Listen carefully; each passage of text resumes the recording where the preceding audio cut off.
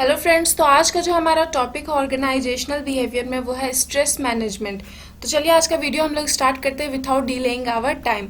सो stress management का यहाँ पर एक डेफिनेशन दिया हुआ है और आगे उसको दो पार्ट में क्लासिफाई किया हुआ है। तो स्ट्रेस मैनेजमेंट होता है, it is a state of tension experienced bye an individual facing extra ordinary demand, concentrate और opportunities.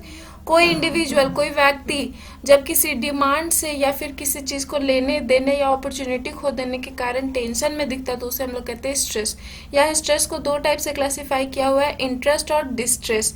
Interest the healthy positive constructive outcome of stressful event and stress response. वहीं पे distress मतलब the degree of psychological physiological and behavioural deviation from healthy functioning.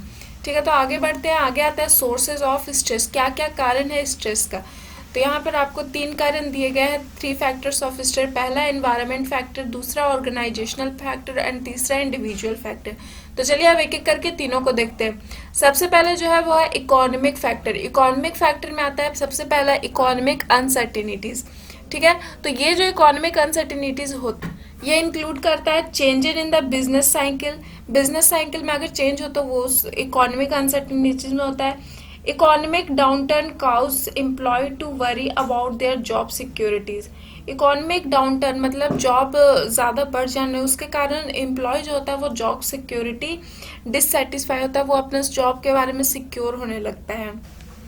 Second है हमारा political factors. तो political factors में आता है increase as the risk of having unsafe affected by illegal demonstration. मतलब न्यू पॉलिटिकल रूलिंग पार्टी अगर आ गई है तो वो आपके ऑर्गेनाइजेशन पे दूसरे टाइप का रूल करेगी। सो ये आपको अफेक्ट कर देगा, आपके ऑर्गेनाइजेशन को अफेक्ट करेगा, आपको स्ट्रेस में आ जाएंगे। ठीक है, आगे आता है टेक्नोलॉजिकल अनसर्टिनिटीज। टेक्नोलॉजिकल अनसर्टिनिटीज मतलब new invention can make an employ skill and experience become obsolete, short term cause stress. New innovation अगर मार्केट में हो रहा है और आप अगर ओल्ड इनोवेशन तक ही जानते हैं, मतलब आप ना 2018 तक ही आप इनोवेटिव आइडियाज़ को जानते हैं, 2020 के इनोवेटिव आइडियाज़ आप नहीं जानते तो आप ऑब्सोलेट हो गए। आप उस अपने कंपनी में आप उतना वैल्यूएबल नहीं है जितना आप 2018 में थे। सो ये एक स्ट्रेस का कारण है, बिकॉज एम्प्लॉय जो है वो फील करेगा अनसिक्योर। उसे लगेगा कि अगर वो इनोवेटिव नहीं है, वो न्यू टेक्नोलॉजी के बारे में नहीं जानता है तो उसे अपने जॉब से हाथ खोना होगा। आगे बढ़ते हैं। सेकंड है हमारा ऑर्गेनाइजेशनल फैक्टर। इसमें सबसे पहला आता है टास्क डिमांड। ऑर्गेनाइजेशन में जो टास्क डिमांड होता है मतलब working condition and physical layout can put pressure on employ. Working condition और फिजिकल लेआउट जो होता है वो एम्प्लॉय के ऊपर बहुत प्रेशर ला देता है। सेकेंड है role demand. Role demand related to a pressure placed on a person, rule conflict, role overload. ठीक है, आगे है interpersonal demand. Interpersonal demand like personal created pressure created by other employ और lack of social support. Other employ जो आपके ऊपर pressure create करता है उसे हम लोग कहते हैं इंटरपर्सनल डिमांड। नेक्स्ट है फिजिकल सेटिंग। फिजिकल सेटिंग बोले तो being bothered by noise, lack of privacy etcetera. आगे है ऑर्गेनाइजेशनल स्ट्रक्चर। बोले तो executive rules and lack of principles in the practicals participles in the desire. ठीक है, नेक्स्ट आता है हमारा टॉपिक वो हो गया है इंडिविजुअल फैक्टर। ठीक है, तो हमने अभी इकोनॉमिक और ऑर्गेनाइजेशनल फैक्टर देख लिया, अब है इंडिविजुअल फैक्टर। ठीक है, तो इसमें आता है सबसे पहला फैमिली। फैमिली का प्रेशर रहता है कि आप उस जगह जॉब नहीं करो, आप इस टाइम घर से बाहर नहीं निकलो, आप ये ना करो, आप वो ना करो, आप ये ना पहनो। इसे कहते हैं फैमिली फैक्ट प्रॉब्लम। मतलब फैमिली आप पे स्ट्रेस, आपको कोई चीज़ रोक रही है, आप टेंशन में आ रहे हो, उसे हम लोग कहते हैं फैमिली स्ट्रेस। नेक्स्ट है पर्सनालिटी। आप खूबसूरत नहीं हो, आप लंबे नहीं हो, आप चौड़े नहीं हो, आप सामने वाले पर्सन के कंपेयर आप उतना स्मार्ट नहीं हो, ये हो गया personality stress. And the last one is economic problem, जो सोसाइटी से रिलेटेड होता है, न्यू इन्वेंशन वगैरह टाइप का इकोनॉमिक प्रॉब्लम। आगे बढ़ते हैं, अब आता है हमारा टाइप्स ऑफ पर्सनालिटी। ठीक है, तो यहाँ पर्सनालिटी टाइप्स 2 टाइप्स में डिवाइड है, type A and type B.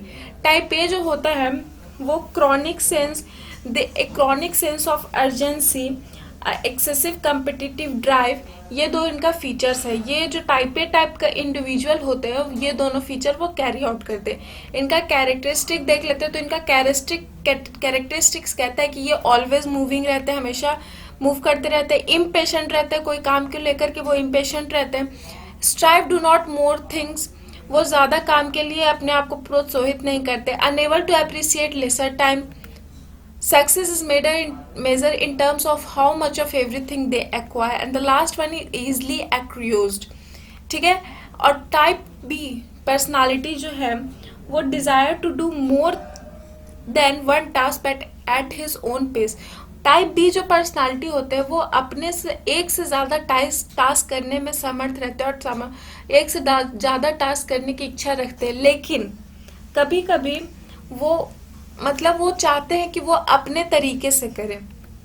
Next है participate actively take it professionally. वो जो काम होता है, जो टास्क होता है, उसमें पार्टिसिपेट करते हैं एक्टिवली और उसको प्रोफेशनली लेते हैं, चाहे वो कोई भी काम हो। इनका कैरेक्टरिस्टिक्स देख लेते हैं। तो इनका कैरेक्टरिस्टिक्स में सबसे पहला आता है never suffer from a sense of urgency. ये कभी खुद को अर्जेंसी के तौर पर नहीं देखते। Does not discuss their achievement, ये अपने अचीवमेंट को कभी नहीं डिस्कस करते हैं किसी के साथ। Third one play for fun and relaxation, ये जो भी काम करते हैं अपने फन और रिलैक्सेशन के लिए करते हैं। The last one is can relax without any guilty. ठीक है, आगे बढ़ते हैं। आगे आपको यहाँ पर relationship between stress and personality बताया गया। ठीक है, तो देख लेते हैं हम लोग दोनों का रिलेशनशिप। तो यहाँ पर आपको एक ग्राफ दिया बनाया हुआ है, देखिए इधर साइड कंस्ट्रक्टिव है, इधर डिस्ट्रक्टिव और बीच में मॉडरेट। परफॉर्मेंस हाई, देखिए परफॉर्मेंस के ऊपर हाई है और नीचे लो है, इधर स्ट्रेस है हाई लो। ठीक है, तो ये जो कह रहा है ग्राफ कह रहा है कि जो स्ट्रेस है वो पर्सनालिटी के साथ परफेक्टली परफॉर्मेंस के साथ इक्वल टू चलता है। परफॉर्मेंस हाई है तो स्ट्रेस भी हाई है, परफॉर्मेंस लो है तो स्ट्रेस भी लो है। आगे बढ़ते हैं सिम्टम्स ऑफ स्ट्रेस। क्या क्या सिम्टम्स है स्ट्रेस का? तो इसमें सबसे पहले आता है साइकोलॉजिकल सिम्टम्स, फिजियोलॉजिकल सिम्टम्स। तो ठीक है, it cause reduction in human immune system. जो फिजियोलॉजिकल सिम्टम्स होता है वो ह्यूमन इम्यून सिस्टम में रिडक्शन लाते हैं। Stroke and heart attack are consequence of stress. ये जो फिजियोलॉजिकल सिम्टम्स होते हैं इसमें स्ट्रोक और हार्ट अटैक का खतरा होता है। दूसरा है साइकोलॉजिकल सिम्टम्स। साइकोलॉजिकल सिम्टम्स में होता है job dissatisfaction, mood is depress, lower organizational commitment. And the third one is behavioural symptoms. Behaviour symptoms carry करता है job performance for higher level of absentees और हायर टर्नओवर ऑफ एम्प्लॉयज। ठीक है, अब इससे कोप अप कैसे करेंगे, coping up with stress कैसे? तो ये दो लेवल पर होता है, एक होता है इंडिविजुअल लेवल पर एंड दूसरा होता है ऑर्गेनाइजेशनल लेवल पे। इंडिविजुअल लेवल पर आप कर सकते हैं टाइम मैनेजमेंट, मतलब शेड्यूलिंग लिस्ट ऑफ एक्टिविटीज। दूसरा फिजिकल एक्सरसाइज। तीसरा रिलैक्सेशन टेक्निक, मतलब helps a person to feel physically relaxed. Social support, emotional support from others. And second one is organizational level. ठीक है, तो ऑर्गेनाइजेशनल लेवल पर यहाँ पे है selection and placement, goal setting, job redesign, organizational communication and wellness program. So thank you for watching the video till end. If you have any query you can ask it in the comment section. और आप जितना ज़्यादा हो सके आप इस video को share करिए, जितना ज़्यादा आप इस वीडियो को शेयर करेंगे। Thank you for watching the video till and. If you have any query you can ask it in the comment section and don't forget to subscribe and press the bell icon.